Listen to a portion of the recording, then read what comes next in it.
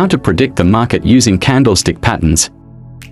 But before we start, tutorial on candlestick patterns are long-range discussions, so we are going to talk about the basics for beginners.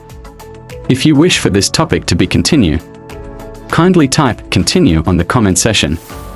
Then we can give more depth videos on it. So what are candlesticks? A candlestick shows how price moves during a specific time period. Candlestick charts are a cornerstone in technical analysis, and perhaps one of the earliest forms of technical analysis. Candlesticks originated in Japan and are useful for recognizing market sentiment and the balance of power between bulls and bears. Key components include the real body, shadows, and color.